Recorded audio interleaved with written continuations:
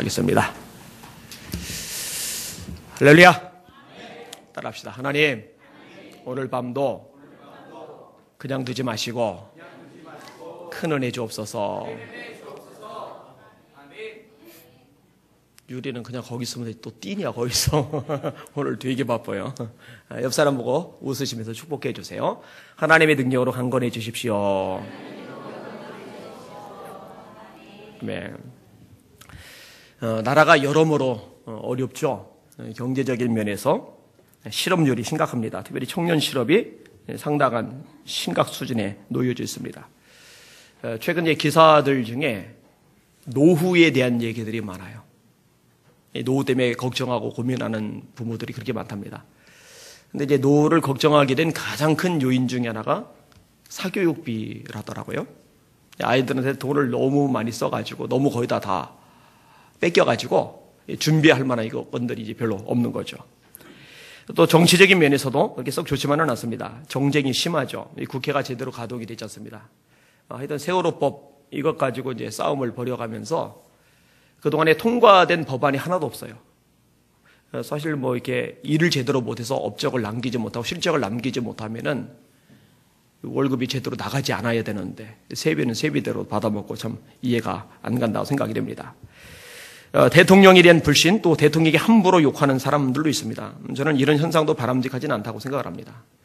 특별히 세상 사람들이야 그러다 치더라도 예수 믿는 사람들도 합류를 해서 대통령을 위해서 위정자를 위해서 기도하라고, 임금 등과 높은 지위에 있는 사람들을 위해서 기도하라고 성경이 말씀하고 있잖아요. 근데 정작 기도는 한마디도 안 하면서 공격이 화살만 쏘아대는 것은 바람직하지 않다고 생각을 해요. 비판을 건전하게 하기는 하되 기도해 줘야 되겠죠. 협력해 주고 지지해 주는 부분이 필요하겠죠. 그런데 이런 부분들이 굉장히 많이 허물어졌습니다. 여러분, 제 미국 같은 나라만 해도요, 공권력은 무섭습니다. 경찰이 누군가 불러 세웠을 때, 어떤 단속을 할 때 저항을 하면은요, 총을 맞아도 할 말이 없을 만큼 공권력이 셉니다. 그런데 이 대한민국의 공권력은요, 완전히 무너졌어요. 시민들이 경찰들이 제지를 할 때 겁먹습니까? 어려워합니까? 눈치 봅니까? 아니죠. 술 취한 채 파출소 들어가서 행패 부리기도 하는 게 우리나라잖아요. 문제가 있다고 생각을 합니다. 사회적인 면에서도 어려움이 많습니다. 온갖 끔찍한 사건들이 끝없이 일어납니다. 유괴, 성폭행, 검은 돈, 또 청소년들의 일탈행위. 문제가 많아요. 동성애까지 좀 심각하죠. 성북구청 앞에서 열심히 데모를 하는 분들이 있어요. 이 성북구청이 동성애 부분을 확산시키는데 1등 공신 역할을 지금 해나가고 있거든요. 참 안타까운 일이 발생을 하고 있어요. 역사적인 문제도 많습니다. 역사적인 측면에서도 여러분, 우리 교과서를 보면은요, 옛날에 우리가 배울 때만 해도요, 한국 교회가 한국 사회를 위해서 했던 일들에 대해서 서술이 잘 되었어요. 여러분, 우리나라에 의료기관이 들어왔잖아요. 병자들 많이 고쳤잖아요.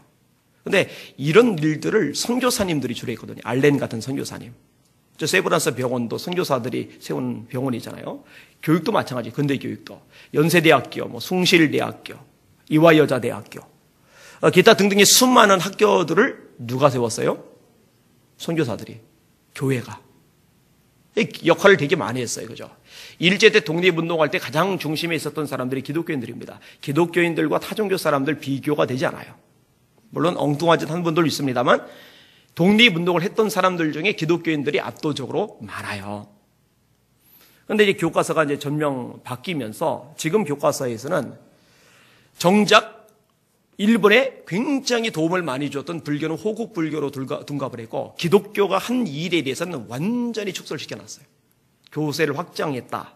이 정도 차원? 이것도 이제 바꿔 나가야 될 부분이 많아요. 6.25를 남침으로 하는 사람들도 있어요.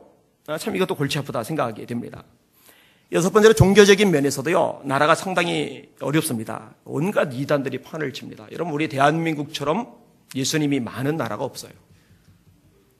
우리나라에 예수님 진짜 많아요. 저 사당동에도 하나님 어머니가 한 분 계시죠. 하나님 어머님. 장길자 씨. 하나님 어머니 보고 싶은 분들은 거기 가세요. 아버지 있고 아들 있는데 엄마가 없는 게 말이 되느냐. 하나님 어머니도 계시다. 참 재미나는 논리를 해요. 온갖 사이비들이 등장을 합니다. 조만간 이제 서울에서 만국회의가 결정이 돼요. 뭐 후진국이긴 하지만은 그 나라 대통령들도 오고 각계각층 유명 인사들도 좀 오고 이 대규모 20만 명 정도 집회를 한다고 큰 소리로 막 난리를 치고 있는데 이 중심에 누가 있느냐면 이만희가 있어요. 이만희가. 최근에 누가 저한테 정보를 줬는데 요 기간에 교회 예배에 잘 안 보이는 사람이 있으면 의심해 보라고. 신천지는요, 이게 모이는 게 자기들 모일 때는 아주 철두철미하기 때문에 그때는 쫙 빠져나가서 거기다 모여요. 그 기간에 금요예배, 수예배 안 보이시는 분들은 제가 특별 관리 대상으로 두겠습니다. 혹시 그 만국회의인가 거기 가 있지 않는지 한번 점검을 좀 해볼 필요가 있어요. 여러분, 교회적인 면에서도요, 가슴 아픈 일들이 있어요. 교회가 많이 무기력해졌어요. 기도의 능력을 잃었어요. 성령의 권세를 잃었어요. 치유의 역사를, 귀신을 내어쫓는 영적인 권세를 많이 놓쳐버렸어요. 예배를 잃어버렸고 헌신을 잃어버렸고 빛된 삶을 잃어버렸어요. 사실 제가 여러 가지 항목에 걸쳐서 이야기를 끄집어냈는데요, 가장 핵심적인 부분은 사실 우리들입니다. 여러분, 요나가 탄 배 안에 사람들이 많이 있어요. 사공도일도 있고 선장도 있고 그 다음에 거기에 여행객들도 있고 또 어떤 업무 때문에 출장 가는 사람들도 있을 것이고, 근데 이 배가 풍랑을 만나서 완전히 산산조각 나서 침몰할 상황에 놓여져 있었는데 그 원인은 선장 때문이 아니고 선원 때문이 아니고 여행객 때문이 아니고 출장 가는 사람 때문이 아니라 그들의 죄, 그들의 불순종, 그들의 어리석음 때문이 아니라 하나님 앞에 바로 서 있지 못한 요나, 하나님의 사람 때문이었다는 사실을 저와 여러분은 잊으면 안 됩니다. 이 대한민국이라는 거대한 배가 왜 이렇게 풍랑을 만나고 위기를 만날까? 다른 데서 원인을 찾을 게 아니라 사명자가 사명의 길을 제대로 가지 못할 때 하나님께서 나라 전체를 뒤흔드실 수 있다는 사실, 이것을 깨닫고 정신 차리고 기도하는 저와 여러분들 되시기를 주님의 이름으로 축원합니다. 그게 지혜이거든요. 이 나라의 회복을 위해서, 한국교회 회복을 위해서 관심 갖는 저와 여러분이 되어야 합니다. 로마서 9장 1절에 보니까 바울 사도가 이런 고백을 합니다. 내가 그리스도 안에서 참말을 하고 거짓말을 하지 아니하노니 나에게 큰 근심이 있는 것과 마음에 그치지 않는 고통이 있는 것을 내 양심이 성령 안에서 나와 더불어 증언한다. 아니, 매맞아도 기뻐하던 바울이, 핏두성이가 되도록 상처 입은 몸으로도 찬송하던 바울이, 사형수 신분으로 깊은 감옥에서 풀려날 기미가 없는 상황에서도 하나님 앞에 영광 돌리던 바울이 대단한 말을 해요. 마음속에 그치지 않는, 사라지지 않는 고통이 있대요. 도대체 뭘 가지고 이렇게 고통스러워할까? 근데 그게요, 다른 게 아니었어요. 자기 조국에 대한, 자기 민족에 대한 애끓는 마음입니다. 나의 형제 곧 고륙의 친척을 위하여 내가 내 자신이 저주를 받아 그리스도에게서 끊어질지라도 원하는 바로다. 자기 동족이 하나님 앞에 바로 서지 못했거든요. 예수님을 배척하거든요. 하나님을 떠나거든요. 이 민족의 구원 때문에 바울이 그렇게 애간장이 녹는 거예요. 자기 동족을 위해서. 진짜 멋있는 하나님의 사람이라고 생각이 됩니다. 저는 분명하게 말할 수 있는데요, 정말 제대로 된 신앙인은 애국자가 됩니다. 정말 예수 제대로 믿는 사람은 자기 조국을 사랑하게 되어 있어요. 여러분이 대한민국을 사랑하고 아끼고 소중히 여기실 수 있기를 주님의 이름으로 축원합니다. 이 나라를 위해서 기도하실 줄 아는 여러분이 되시기를 주님의 이름으로 축원합니다. 이 기독교인들의 마음은요, 이 밴데기 소갈딱지만큼 이렇게 좁아서는 안 돼요. 사실 조국을 품고서 기도하는 넓은 그릇들이 되셔야 돼요. 처음에는 이게 너무 멀게 나와는 상관없이 느껴질지 모르지만은 그래도 이제 점점 이런 지경이 넓혀져 가고 있는 여러분을 보면서 제가 감사하고 있습니다. 더 넓어지실 수 있기를 주님의 이름으로 축원합니다. 오늘 보면은 이 절망적인 상황에서 예루살렘 성을 재건해가는 이스라엘 공동체의 모습을 잘 다뤄주고 있어요. 이 부분을 가지고 말씀을 생각을 해볼 겁니다. 셋으로 나눌 건데요. 첫 번째는 꿈을 가진 지도자 느헤미야의 존재에 대해서, 두 번째는 여기에 합력하고 비전을 공유한 이 중간 지도자들에 대해서, 그리고 세 번째는 여기에 함께 마음을 보고 몸을 보고 물질을 모아주는 모든 백성들에 대해서, 이 세 가지가 같이 연합이 되어야 비로소 역사가 일어나거든요. 이 부분에 대해서 말씀을 생각해 볼 겁니다. 첫째로 지도자입니다. 여러분, 좋은 지도자를 만나다는 거, 이건 복입니다. 교회적으로 볼 때도요, 좋은 목사 만나는 건 복이에요. 그럼 나쁜 목사도 있느냐? 있어요. 예수님도 말씀하셨죠? 싹뿐 있어요. 목적이 하나님이 아니고, 목적이 영원이 아니고, 목적이 이익이고, 목적이 자기고, 목적이 물질인 사람이 있어요. 진짜로 이때니까요. 그런 그런 목회자를 만난 교인들은요, 불행하죠. 근데 교회만 그러느냐? 학생들 입장에서 학교 선생님 잘 만나는 거 복입니다. 또 국민들 입장에서 좋은 지도자들 만나는 것 정말 좋은 복입니다. 하나님이 내리시는 형벌 중에 어떤 형벌이 있는지 아세요? 나쁜 지도자를 리더로 세워주는 형벌이 있어요. 여러분, 그거 벌입니다, 벌. 지도자가요, 어긋난 길로 가면은요, 대책이 없어요, 대책이. 지도자의 수준에 따라서요, 나라가 전혀 다른 결과를 누려요. 여러분, 다윗이 지도자일 때요, 아람이 조공을 바칩니다. 암몬이 조공을 바칩니다. 모압이 조공을 바칩니다. 블레셋이 깨갱해요. 근데 사울이 지도자일 때는요, 다른 나라들이 조공 바치는 거는 꿈도 꿀지 못할 일이고, 블레셋이 툭하면 들어와서 두들겨 패는 거예요. 여기 패고 저기 패고. 다윗 쫓아다닐 때도 블레셋이 쳐들어오니까 그제서야 군인들 돌이켜서 싸우러 나가고, 맨날 얻어 터져서 멍든 자국 투성이에요. 똑같은 이스라엘인데, 똑같은 이스라엘 백성인데, 다윗이 지도자일 때하고 사울이 지도자일 때하고 이 나라의 국격 자체가 완전히 달라지는 거예요. 그게 이제 지도자의 위치예요. 지도자의 영향력인 겁니다. 좋은 지도자는요, 비전을 가지고 있습니다. 비전을 가졌다라는 얘기는요, 야망과는 달라요. 하나님을 향해서 두려워하는 마음이 있는 것이고, 백성들을, 영혼들을 정말로 사랑하는 마음이 있는 것이고, 지배하려는 자세가 아니라, 또 자기 이익을 추구하려는 자세가 아니라 정말 헌신하려는 자세를 가지고 있는 거예요. 그게 비전을 가진 사람의 특징이죠. 이 느헤미야의 비전은요, 예루살렘 그 성을 재건하는 겁니다. 어렵죠? 가진 게 없으니까. 왜냐하면 바빌론이 70년간 포로 생활하다가 그제서야 툴툴툴툴 해서 돌아왔거든요. 70년간 포로 생활하다가 온 사람들이 돈 짊어지고 왔겠습니까? 없단 말이에요. 건축 자재도 별로 없단 말이에요. 방해도 심하단 말이에요.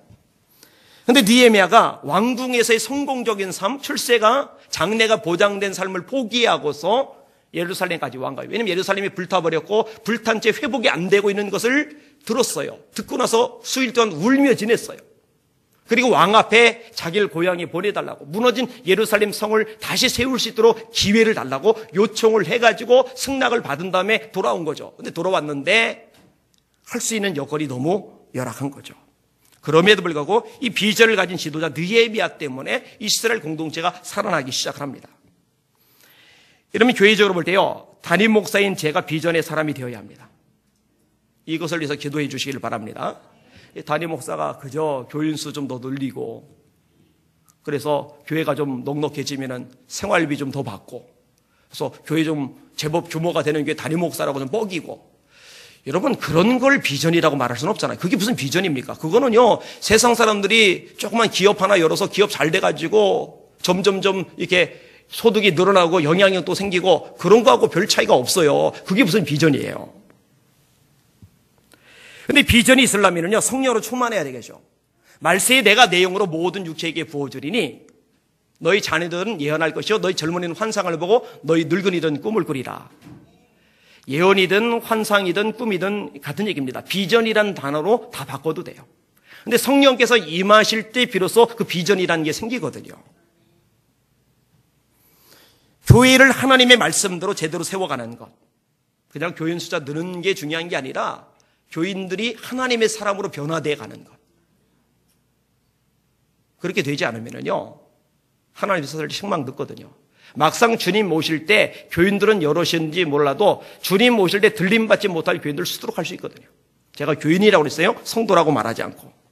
지역사회를 변화시키는 것, 나라와 민족을 살리고자 하는 것, 이 부분에 대해서 제가 수없이 강조했어요. 조금 전에 서론 부분에서도 언급을 했어요. 여러분, 대한민국을 염두에 두셔야 돼요. 이 나라를 마음에 품으셔야 된다니까요. 제 안에는 대한민국이 있어요. 한국계 전체가 제 안에 있어요. 더 나가서 열방 가운데 복음을 전해서 그들과 함께 주님 재림할 때 함께 주님을 영접하는 것. 하여튼 수없이 제가 반복하고 있는 내용들입니다. 여러분, 이것을 하라고 하나님께서 일을 행해 주시는 거예요. 제가 이런저런 일을 하다가 한계를 느낀 게 나는 하나고 일은 많고 이 사람이 이러다가 막 에너지가 다 소진될 상황이에요. 그러면서 이제 깨닫게 되는 게 뭐냐면은 어차피 사람의 역량은 한계가 있다. 시간도 한계가 있다. 체력도 한계가 있다. 그러니까 각 분야별로 리더들을 세워나가는 작업. 다양한 리더들이 각 분야별로 제대로 세워지면은 사실은 한두 사람이 너무 많은 일을 하지 않아도 이게 효과적으로 나라가 이렇게 잡혀갈 수 있잖아요. 그래서 이제 마음에 품게 된 것이 뭐냐면은 20년, 30년 작정하고 각 분야의 리더들, 지도자들을 세워나가는 일을 해야 되겠다. 그래서 이제 서울기독청년연합회 최상일 목사님, 거기가 이제 헤리티지 아카데미 숭실대에서 이제 이대 같은 데서 이제 열구를 같이 협력해서 이제 그런 일들 하고. 근데 이제 그것도 이제 한계가 있어요. 1년에 한두 차례 그렇게 컨퍼런스를 여는 것만 가지고는 문제가 있다고 생각을 해요. 그런 와중에 하나님께서 연결해 준 게 제가 지난 주일에 인용했던 페스튼 국제학교입니다. 이분이요, 어릴 때 아버지를 잃었고 어머니는 미국에 시집을 가고 할머니 손에 살아요. 근데 할머니도 이제 돌아가셔요. 어머니가 이제 수소문에서 찾아가지고 미국에 가서 거기서 이제 생활을 해요. 15년인지 17년인지 뭐 거기서 이제 살았더라고요. 근데 한국에 있을 때는 이제 공부를 너무 못해서 밑바닥을 끼었고, 근데 거기서 좋은 선생님을 만나서 꿈을 발견했고 열심히 공부해서 최고의 대학을 가고 최고의 대학원을 가고 이제 결혼도 했고. 근데 이제 아내가 암에 걸렸어요. 미국의 의료 시스템은요, 한국에 비해서 밑바닥 수준입니다. 대한민국 의료 수준은 세계 최고 수준입니다. 여러분 이거 아셔야 돼요. 거기요, 손가락만 베도요, 이거 돈이 어마어마하게 나갑니다. 뭐 암수술 그거 골치 아파요. 집안 거덜납니다. 우리나라처럼 의료 혜택이 잘 돼 있는 나라가 세상에 없어요. 그 아내가 암 걸린 것 때문에 거기서 도저히 감당이 안 돼서 그래서 이제 한국에 들어왔어요. 들어와서 이제 먹고 살긴 해야 되는데 잘하는 건 이제 영어. 그래서 연대 쪽에다 이제 광고를 내서 영어 가르쳐 주겠다고 했는데 200명이 이제 몰려들었어요. 그러니까 7만 원씩 200명이니까 1,400만 원씩 수입 괜찮죠. 그러다가 이제 토플 회사에 들어갔고, 토플 책을 한 10권 정도 이제 개발을 했고, 그러다가 이제 국제학교에 부학장으로 청빙을 받아서 일을 워낙 잘하고 실력이 워낙 뛰어나니까. 근데 원래 교육에 관심이 있어서 뛰어들었는데 가만히 보니까 그 시스템이 전부 다 돈. 그리고 진짜로 돈이 무지막지하게 들어와요. 근데 이번 이제 거기서 이제 회의를 느끼는 거예요. 그래서 학교를 그만두고. 그러면서 이제 다시 시작을 한 거예요. 그러니까 자기는 이제 컨설팅 같은 거 돈 벌 수 있는 것 능력이 있으니까 자기가 번 돈을 학교에다 쏟아 부으면서 이제 학교를 세우기 시작해가지고 이제는 이제 자리를 잡은 거죠. 그 2년간 졸업생을 냈는데 졸업생 전원 다 미국, 일본 포함한 명문대학에 100% 다 입학을 했어요. 그 중에 절반은 4년 장학생으로. 이게 기적 같은 일이 벌어진 거죠, 지금. 그리고 거기다가 언론에서 이제 관심을 가지고 있는 거고. 근데 이분의 관심이 뭐냐면요, 돈이 아니에요, 돈이. 이 학교가 든든히 서 가면은 자기는 나온다는 거예요. 거기서 실력 있는 교사 하나 데리고 나온다. 이 학교는 이제 시스템 자체적으로 돌아가니까 그리고 다시 학교를 개척하는 거예요. 8시 반에 예배로 시작을 해요. 철두철미한 신앙교육을 시켜가면서 하나님의 사람으로 세워나가는 거예요. 이래서 이런 학교가 50개 정도가 대한민국에 존재하게 된다면은 대한민국의 문화가 달라지고 거기서 온 지도자들이 이 나라를 바꿀 수 있지 않겠냐고. 제가 얼마나 기뻤는지 몰라요. 얼마나 감사했는지 몰라요. 오늘 이제 만나고 싶다고 해서 찾아왔어요. 찾아온 김에 이런 사람에게 이제 사람이 필요하니까. 그래서 영향력 있는 사람들 6사람 정도를 제가 또 불렀어요. 각 분야 실력이 있고 영향력 있고 추진력이 있는 사람들. 그래서 연결을 해줬더니 또 되게 좋아요.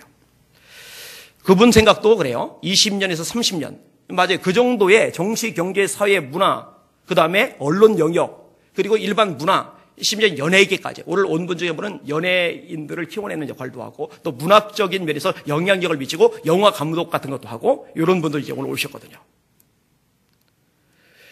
이렇게 해서 20년, 30년 가면은 이 나라가 상당히 많이 바뀔 수 있겠구나. 상당히 무너져버린 공교육 시스템 속에서도 인재들을 제대로 키워낼 수 있겠구나. 특별히 자기의 영광, 자기의 야망, 자기의 성공 출세, 보장되고 안락한 삶의 인생의 가치가 아니라 하나님의 마음을 품고 이 나라를 변화시키는 의지를 가지고 뛰어들 하나님의 세대를 세우는 작업들이 가능하겠구나. 그래서 제가 너무너무 지금 감사하고 있어요. 기뻐하고 있어요. 자, 두 번째 부분입니다. 중간 지도자들 관련한 부분인데, 자, 성경 구절을 찾아서 읽을 거예요. 1절을 보세요. 1절.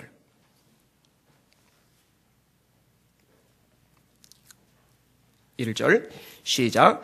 그때 대제사장 엘리야십이 그의 형제 제사장들과 함께 일어나 양문을 건축하고 성별하고 문짝을 달고 또 성벽을 건축하여 한메아 망대에서부터 하나넬 망대까지 성별하였고 12절 시작. 그 다음은 예루살렘 지방 절반을 다스리는 할로헤스의 아들 살룸과 그의 딸들이 중수하였고 그 다음에 15절 16절 시작. 셈문은 미스바 지방을 다스리는 고로세의 아들 살룬이 중수하여 문을 세우고 덮었으며 문짝을 달고 자물쇠와 빗장을 갖추고 또 왕의 동산 근처 셀라 못가의 성벽을 중수하여 다윗성에서 내려오는 층계까지 이르렀고 그 다음은 베슬 지방 절반을 다스리는 아스복의 아들 느헤미야가 중수하여 다윗의 묘실과 마주대한 곳에 이르렀고 또 파서 만든 못을 지나 용사의 집까지 이르렀고 그 다음에 18절 19절 시작. 그 다음은 그들의 형제들 가운데 그일라 지방 절반을 다스리는 헤나닷의 아들 바웨가 중수하였고 그 다음은 미스바를 다스리는 예수아의 아들 에셀이 한 부분을 중수하여 성구비에 있는 군기고 맞은편까지 이르렀고 28절 시작. 마문 위로부터는 제사장들이 각각 자기 집과 마주 대한 부분을 중수하였고 아멘. 자, 느헤미야가 예루살렘을 재건하는 비전을 가지고 있는데요. 이 성을 재건하는 비전을 가지고 있는데요. 여기에 리더급 되는 사람들이 합주를 막 하는 거예요. 이러면 성벽을 짓는 것은요, 육체 노동입니다. 여기에 누가 참여를 했느냐? 제사장들이 참여를 했어요. 야, 우리가, 이 고상한 제사장인 우리가 저까지 벽돌 쌓고 집 나르고 성벽 올려두고 이런 일을 하면 되겠냐? 그러지를 않아요. 그 다음에 지방 절반을 다스리는 누구, 절반을 다스리는 누구, 절반을 다스리는 누구, 이런 사람들이 계속 등장을 해요.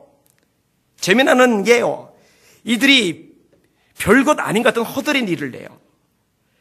예를 들어서 셈문은 미스바 지방을 다스리는 고로세의 아들 살룬이 중수하여 문을 세우고 덮었으며 문짝을 달고 자물쇠와 빗장을 갖추고 뭔 자물쇠, 빗장, 문짝, 한 지역을 다스리는 지도자인데, 그러니까 뒷짐지고 못 본 척하고 그런 사람이 없어요. 리더들이요 다 합류해서 나는 여기부터 여기까지 할게, 나는 여기부터 여기, 나는 여기부터 여기 할게, 나는 여기부터 여기 할게. 그래서 막 전부 다가 같이 참여를 하는 거예요. 여러분, 이게 공동체를 강하게 만들죠. 여러분, 중간 지도자의 역할은요 너무너무 중요합니다. 여러분, 모세가 걸출한 인물이죠. 정말 역사적인 인물이죠. 그런데요, 모세 혼자서 그 위대한 일을 다 할 수 있었겠느냐? 그거는 그렇지 않아요. 여러분, 모세에게 누가 있었어요? 아론이 있었죠. 아론이 어떤 역할을 했어요? 모세 임 역할을 했어요. 내가 형인데, 내가 모세 네보다도 똑똑한데, 너는 지도자 행세하고 나는 네 앞에서 대변인 노릇이나고 내가 이런 거 해야 되겠냐? 그러질 않아요. 그 역할을 참 잘해줘요. 여호수아 같은 인물은 백성들 건너리고 나가서 싸우는 일을 해요. 모세가 직접 건너리고 나가 싸우는 예는 성경에 없어요. 근데 여호수아가 주로 그 일을 해줘요. 근데 여호수아가 뒷짐지고 안 나간다고 그랬으면 어떻게 되겠습니까? 미레암은 여자들을 규합해서 일을 벌여나가죠. 홍해 도하 이후에 애굽의 병거들이, 애굽의 군인들이 수장됐을 때 미리암의 여성들 끌고 나가서 하나님을 높이잖아요. 아론의 누이 선지자 미리암이 손에 소고를 잡으며 모든 여인도 그를 따라 나오며 소고를 잡고 춤추니 미리암이 그들에게 화답하여 이르되 너희는 여호와를 찬송하라. 그는 높고 영화로우시며 말과 그 탄자를 바다에 던지셨음이로다 하였더라. 모세가 기도할 때, 여호수아 나가서 싸울 때 아론과 훌은 양쪽 옆에서 모세의 팔을 잡아주고 모세가 앉도록 바위도 갖다 주고, 이 중간 지도자들이 협력을 해주니까 모세가 더 든든하게 설 수 있는 거죠. 여러분, 바울도 위대하지만은요, 바울 혼자서 그렇게 대단한 일을 했던 게 아닙니다. 바나바 없는 바울은요, 상상하기 어렵습니다. 게다가 바울과 실라는 세트가 되어서 각 지역을 다니면서 위대한 선교 사역을 이룹니다. 빌립보 감옥에 갇혔을 때 옥중 찬미가 이루어지잖아요. 이때 바울 혼자 갇힌 게 아니라 바울과 실라가 같이 갇혔었거든요. 둘이 같이 찬양한 거예요. 같이 기도한 거예요. 디모데는요, 바울에게 아들 같은 인물입니다. 얼마나 바울에게 큰 힘이 되는지 몰라요. 그래서 노년에 쓴 바울 서실에 보면은 이 디모데를 향한 애틋한 그리움이 묻어나와요. 에바브로디도 같은 사람은요, 교회 평신도 리더인데 죽을 병에 걸렸음에도 불구하고 자기 몸을 돌보는 게 아니라요, 바울 사도를 협력하기 위해서 목숨을 걸어요. 하나님이 그 에바브로디도를 기쁘게 여기시고요, 죽을 병에서 살려주셨어요. 할렐루야. 죽을 병에서 고쳐주셨어요. 얼마나 귀합니까? 의원 누가는 뭐예요? 의술을 가지고 바울 옆에 붙어 다니면서 늘 바울을 보살펴주는 역할을 해요. 그러니까요, 이런 주변 사람들, 실라니, 디모데니, 바나바니, 누가니, 이런 사람들을 염두에 두지 않는 바울은 상상할 수가 없는 거죠. 여러분, 중간 지도자들의 비전 공유가 중요합니다. 담임 목사가 아무리 길길이 날뛰고 뛰어나고 역량이 있다 치더라도요, 그러지 못하지만 실제로 그렇다 치더라도요, 만약에 장로님들이 힘을 실어주지 않는다면은, 각 기관장들이 움직이고 따라주지 않는다면은, 각 부서의 리더 되는 사람들이 협력하고 같이 열심을 내주지 않는다면은요, 저는 지칠 수밖에 없어요. 진이 빠질 수밖에 없어요. 일은 진행이 안 되게 되어 있어요. 함께 움직이는 중간 리더를 내시기를 주님의 이름으로 축원합니다. 우리에게 중요한 비전이 여기 있잖아요. 읽어봅시다. 예수님의 사역을 이 땅에 이어가는 교회, 복음 전파, 비신자를 구원하는 교회, 제자 양육, 신자를 제자화하는 교회, 치유사역, 영육을 강건케 하는 교회, 이 모든 것의 동인으로서 기도에 전력하는 교회. 그럼 여러분들이 특별히 리더 되는 분들이 전도하는 거예요. 말씀을 배우는데 열심을 내는 거예요. 예배에 생명을 거는 거예요. 그리고 하나님의 능력이, 기적이, 치유가, 축사가 나타나도록 함께 모여서 기도를 하는 거예요. 아까 제가 기도할 때도 인용했지만은, 주여 이제도 저희의 위협함을 하감하옵시고 종들로 담대히 복음을 전하게 하옵시며 손을 내밀어 병을 낫게 하옵시고 표적과 기사가 거룩한 종 예수의 이름으로 이루어지게 하옵소서. 빌기를 다음에 모인 곳이 진동하더니 무리가 다 성령이 충만하여 담대히 하나님의 말씀을 전하니라. 요한과 베드로가 협박을 받고 들어와서 보고를 했더니 중직자들과 더불어서 온 성도들이 이 부분 가지고 기도를 한 거죠.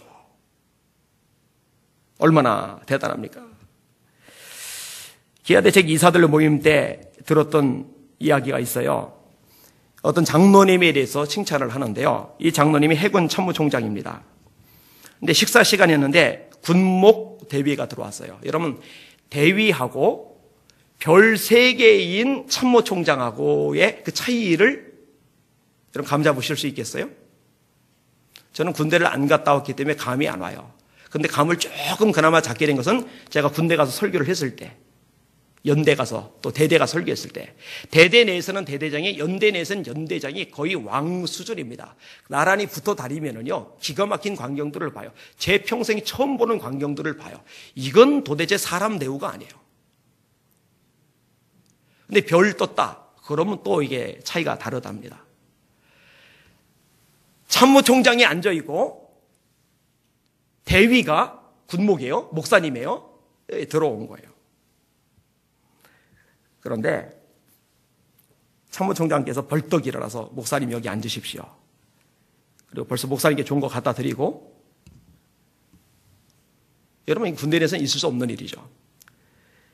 이 목사님 그 옆에 있는 다른 목사님이 감동을 받았어요. 기도해 주겠다고. 제가 기도해 주고 싶은 감동이 들었습니다. 기도해 드리겠습니다. 그런데 기도를 해줬어요. 하나님, 이분 이렇게 대단한 분이 이렇게 겸손합니다. 주의 종을 섬길 줄 압니다. 하나님 축복하셔서 중장인데 별 하나 더 달고 대장 되게 주시옵소서. 중장 3명 후보 중에 가장 늦은 사람인데 이분이 결국 대장이 됐어요. 저는 하나님이 복을 주셨다고 생각을 합니다. 여러분, 대단한 위치라고 해서 어른 행세하는 사람이라면 이런 역할을 못하죠. 인정할 거 인정하고, 또 겸손할 때 겸손하고, 그러면서 자기 역할을 잘하는 사람, 이런 사람들이 많이 생겨야 돼요. 이성준 목사님이라고 목사님 한 분을 만났어요. 요도 거방송이 그 위에 성도들에게 들리면 골치 아플 텐데, 이름을 안 말한다고 해놓고는 지금 이름까지 나와버려서 이 목사님이라고만 원고에다 써놓고는 설마 읽기는 하겠습니까?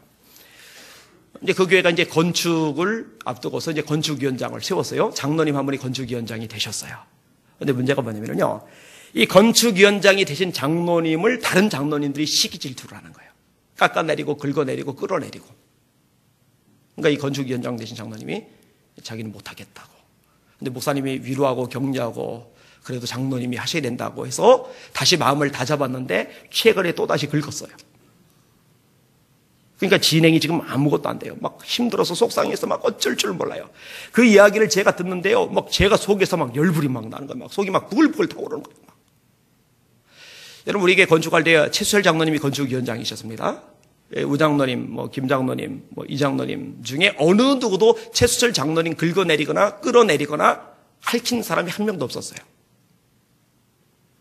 죄송해요. 그거 왜 미친 짓입니까, 그게? 세웠으면은 협력해서 함께 가야죠. 함께 일을 내야죠. 이 담임 목사님이 가지고 있는 비전이요, 이 장로님들 속에 이렇게 공유가 되어야 되는데, 거기 이제 그게 안 된 거예요. 그러니까 이제 피가 마르는 거죠. 참 어렵겠다라는 생각이 들어요. 사랑하는 여러분, 제가 기도 중에 하나님께서 저에게 감동을 주셔서 어떤 안건을 내놓고 함께 진행을 해나간다면 여기는 여러분들이 그 일에 함께 동참해 주시고 힘을 실어주시기를 주님의 이름으로 부탁을 드립니다. 그런데 교회가 탄탄한 교회가 될 겁니다. 힘 있는 교회가 될 겁니다. 세 번째 마지막 부분입니다. 한마음이 돼서 움직이는 백성들인데, 자, 오늘 본문인데 다시 한번 읽을게요. 중복되는 부분도 있지만은 그래도 같이 읽겠습니다. 27에서 32절까지 쭉 읽겠습니다. 시작. 그 다음은 드고아 사람들이 한 부분을 중수하여 내민 큰 망대와 마주대한 곳에서부터 오벨 성벽까지 이르렀느니라. 마음은 위로부터는 제사장들이 각각 자기 집과 마주대한 부분을 중수하였고, 그 다음은 임메리 아들 사독이 자기 집과 마주대한 부분을 중수하였고, 그 다음은 동문지기 스가냐의 아들 스마야가 중수하였고, 그 다음은 셀리메의 아들 하나냐와 살렙의 여섯째 아들 하눈이 한 부분을 중수하였고, 그 다음은 베레가의 아들 무술람이 자기의 방과 마주대한 부분을 중수하였고, 그 다음은 금장색 말기야가 한밉갓 문과 마주대한 부분을 중수하여 느디니 사람과 상인들의 집에서부터 성모퉁이 성루에 이르렀고, 성모퉁이 성루에서 양문까지는 금장색과 상인들이 중수하였느니라. 이 사람들 보니까요, 자기 집 앞부분을 이렇게 중수하는 일들을 해요. 이 사람은 자기 집 앞, 저 사람도 자기 집 앞, 이렇게.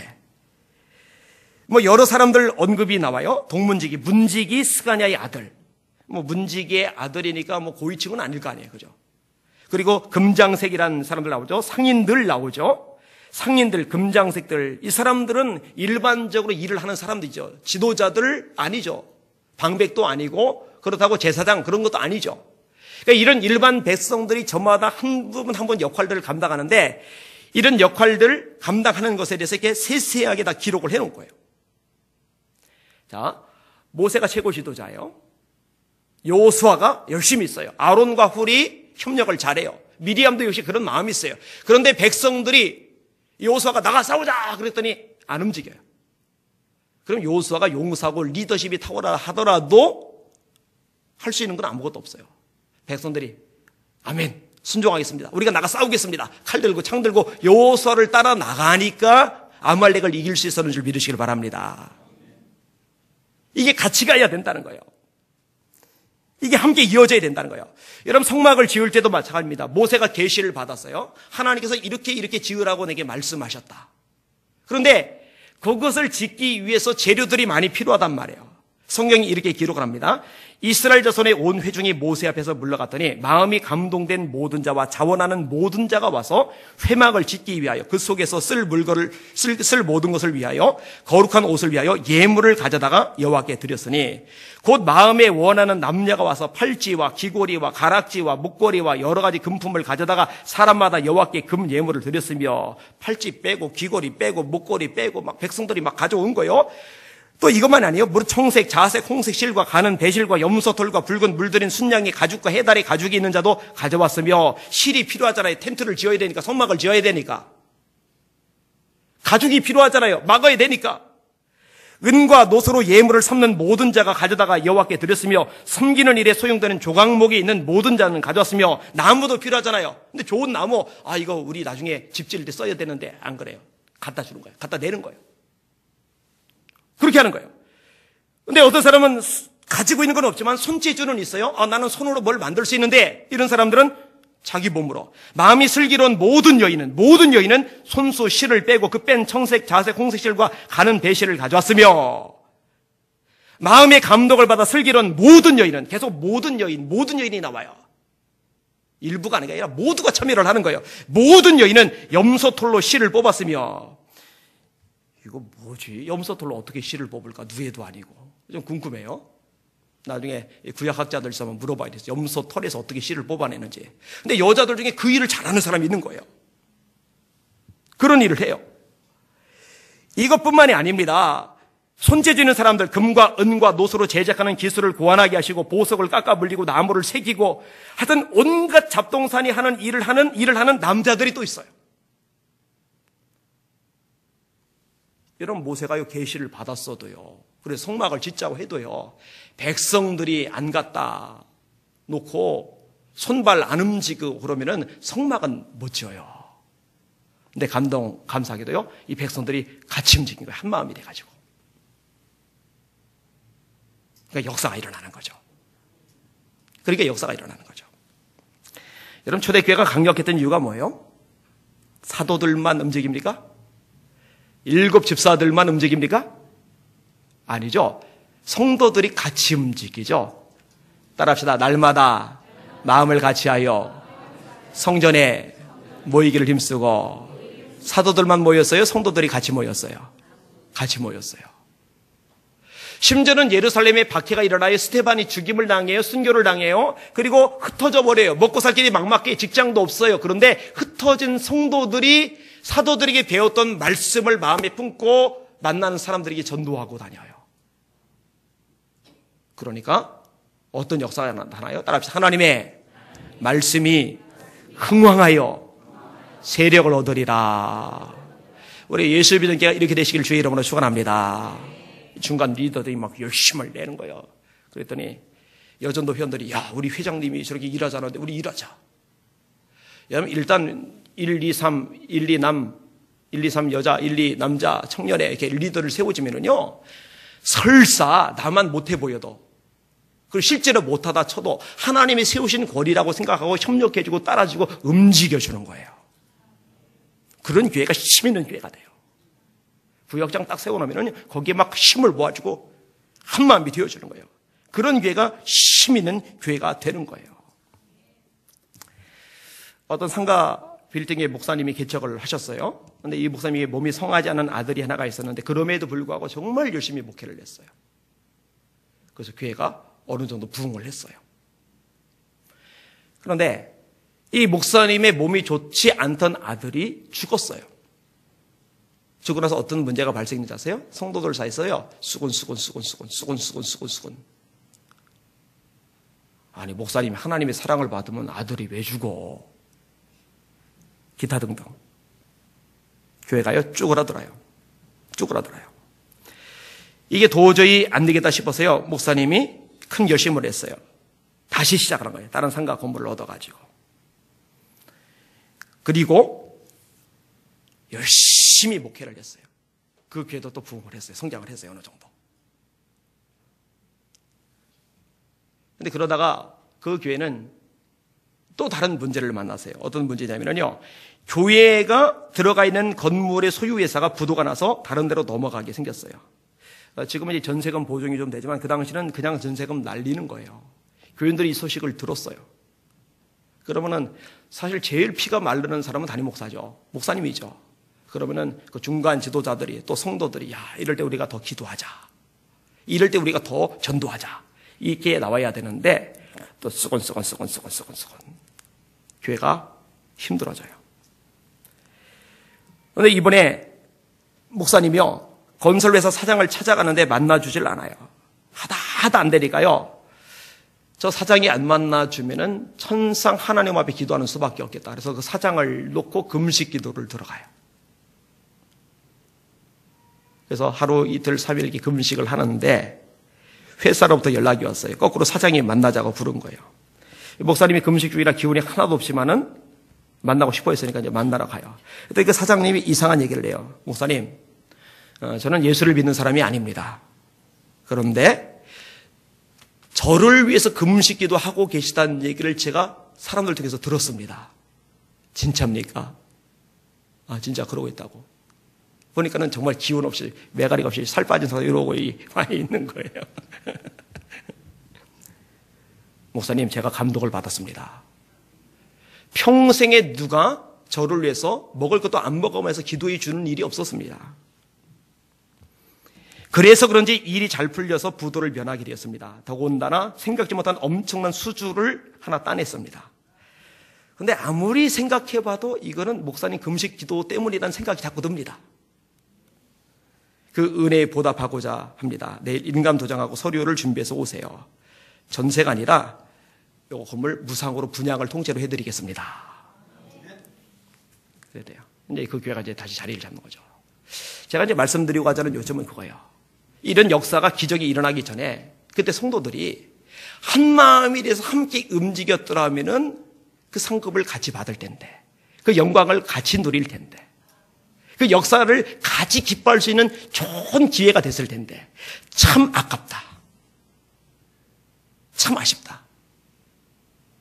그는 같이 해본 사람만이 알아요.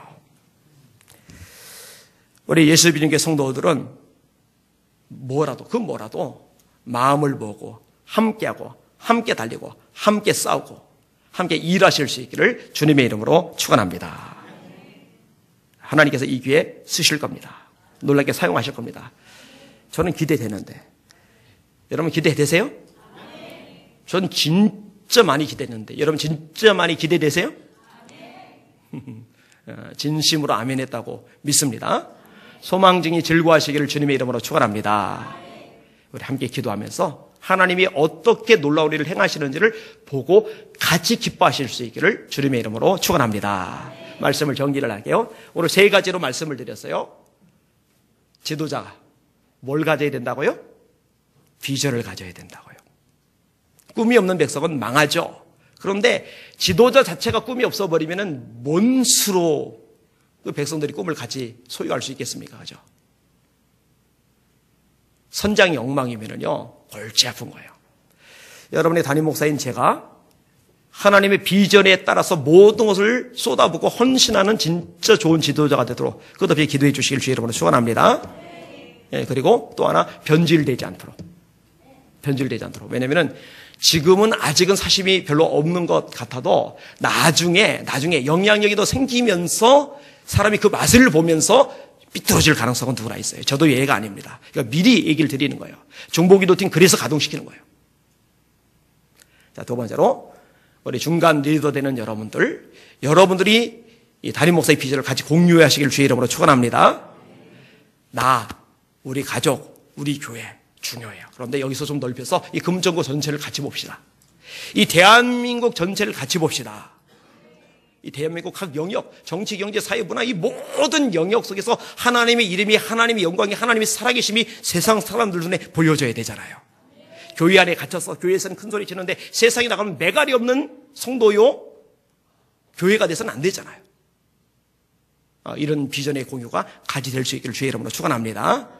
그리고 온 성도들이 함께 필요할 때 이렇게 하자 할 때 같이 막 우르르 움직여지고 저렇게 하자 할 때 같이 막 우르르 움직여지고 멋있잖아요. 그리고 하나님 역사가 일어났을 때 같이 기뻐하고 같이 감격하고 같이 부둥켜 안고서 울 수도 있는 그런 하나님의 교회로 세워지기를 주님의 이름으로 부탁을 드립니다. 아멘. 기도하겠습니다. 하나님 아버지 감사합니다.